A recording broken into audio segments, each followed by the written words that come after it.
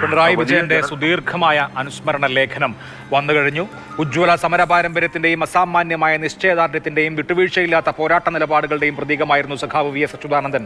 ജനങ്ങളുടെ പ്രശ്നങ്ങൾ ഏറ്റെടുത്തുകൊണ്ട് ജനങ്ങൾക്കൊപ്പം നിന്ന അദ്ദേഹത്തിന്റെ നൂറ്റാണ്ട് കടന്ന ജീവിതം കേരളത്തിന്റെ ആധുനിക ചരിത്രവുമായി വേർപ്പെടുത്താനാവാത്ത വിധത്തിൽ കലർന്നു നിൽക്കുന്നു.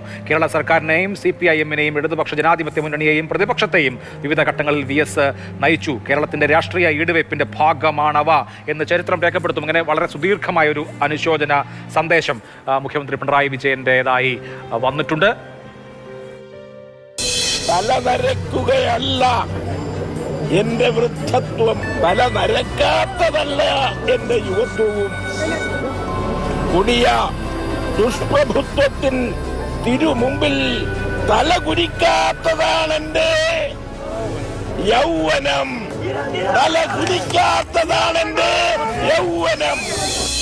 വിപ്ലവ കവി TS തിരുമുമ്പിനെ ഉദ്ധരിച്ചുകൊണ്ട് വി എസ് അച്യുതാനന്ദൻ രാഹുൽ ഗാന്ധിക്ക് നൽകിയ മറുപടിയാണ് നേരത്തെ കേട്ടത്. ഇങ്ങനെ വി എസ് അച്യുതാനന്ദൻ്റെതായി ഓർത്തിരിക്കുന്ന എത്രയെത്ര പ്രസംഗങ്ങൾ, എത്രയെത്ര പ്രഭാഷണങ്ങൾ ഓരോ രാഷ്ട്രീയ സന്ദർഭത്തിലും വി എസ് ഒരു വൻമതിൽ പോലെ കോട്ട കെട്ടി കേരളത്തെ കാത്തു. മണ്ണിനും മനുഷ്യനും വേണ്ടിയുള്ള പോരാട്ടം, സ്ത്രീകൾ അപമാനിക്കപ്പെടുന്ന, സ്ത്രീകൾ ചൂഷണം ചെയ്യപ്പെടുന്ന ആ ഘട്ടങ്ങളിലൊക്കെയും ഇതാന്തമായ പോരാട്ടം അത്തരത്തിലുള്ള ആളുകൾക്കെതിരെ സംഘടിപ്പിച്ചിട്ടുള്ള നേതാവാണ് വി എസ് അച്യുതാനന്ദൻ. കേരളത്തിലെ എണ്ണം പറഞ്ഞ അഴിമതി കേസുകളിൽ അദ്ദേഹം രാഷ്ട്രീയമായി പോരാടുക മാത്രമല്ല, നിയമം വഴി പോരാടുകയും ചെയ്തു. സുപ്രീം കോടതിയിലെ പ്രമുഖ അഭിഭാഷകർ, പ്രശാന്ത് ഭൂഷൺ അടക്കമുള്ള അഭിഭാഷകർ വി എസ് അച്യുതാനന്ദന് വേണ്ടി പണം വാങ്ങാതെയാണ് വിവിധ കേസുകളിൽ അപ്പിയർ ചെയ്തിരുന്നത്. കാരണം വി എസിന്റെ പോരാട്ടം ഒരു സോഷ്യൽ കോസിന് വേണ്ടിയുള്ള പോരാട്ടമാണെന്ന് സുപ്രീം കോടതിയിലെ എണ്ണം പറഞ്ഞ അഭിഭാഷകർക്ക് അറിയാമായിരുന്നു. അങ്ങനെ അദ്ദേഹത്തിന്റെ ജീവിതം എന്നുള്ളത് സമര ജീവിതമായിരുന്നു. വി എസ് ജീവിതം കൊണ്ടും രാഷ്ട്രീയം കൊണ്ടും കേരളത്തെ മുന്നോട്ട് നയിച്ച നേതാവാണ്. അദ്ദേഹത്തിന്റെ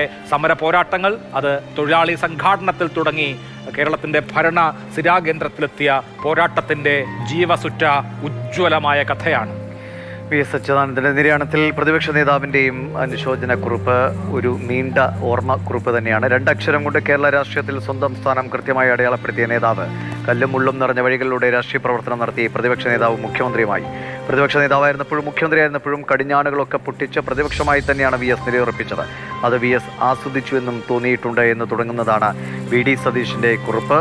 ഒപ്പം തന്നെ മുഖ്യമന്ത്രി പിണറായി വിജയൻ്റെ ഒരു പ്രതികരണത്തിന് വേണ്ടിയാണ് നമ്മൾ കാത്തിരിക്കുന്നത്. ഇതിനിടയിലാണ് നേരത്തെ അദ്ദേഹത്തിൻ്റെ തെരഞ്ഞെടുപ്പ് ചരിത്രത്തിലേക്ക് പോയാൽ 65-ൽ അദ്ദേഹം 2327 വോട്ടുകൾക്ക് തോൽക്കുമ്പോൾ 67-ൽ 9000-ലേറെ വോട്ടുകൾക്ക് വിജയിക്കാൻ അദ്ദേഹത്തിന് കഴിഞ്ഞു. പിന്നീട് 70-ൽ 2768 വോട്ടിൻ്റെ വിജയം അദ്ദേഹത്തിന് നേടുന്നു. തുടർന്ന് ഇങ്ങോട്ട് 2001 മുതലാണ് അദ്ദേഹം മലമ്പുഴയിൽ നിന്നും തുടർച്ചയായി 4 തവണ നിയമസഭയിലേക്ക് എത്തുന്നു. അത് ഓരോ തവണയും 2001-ൽ 4703 ആയിരുന്നെങ്കിൽ 2006 ആകുമ്പോൾ അത് 20,000-ലേറെ വോട്ടാകുന്നു.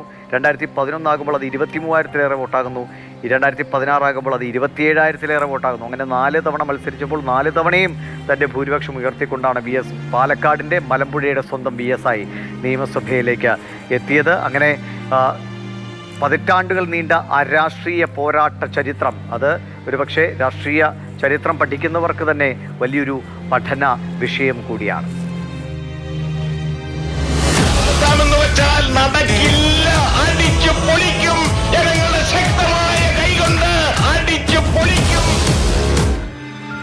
സമരത്തിന്റെ ഒറ്റപ്പേരായിരുന്നു വി എസ് അച്യുതാനന്ദൻ. ആ സമര ജീവിതം വിടവാങ്ങിയിരിക്കുകയാണ്. വി എസിന്റെ മൃതദേഹം ഇപ്പോൾ SUT ആശുപത്രിയിലാണുള്ളത്.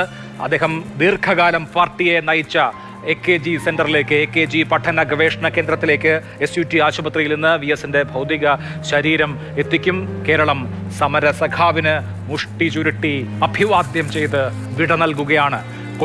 ചെങ്കൊടികൾ പാതി താഴ്ന്ന് നിൽക്കുകയാണ്. കേരളം ഇടർച്ചയോടെ, കണ്ണീരോടെ പ്രിയപ്പെട്ട സഖാവിന് വിട നൽകുന്നു.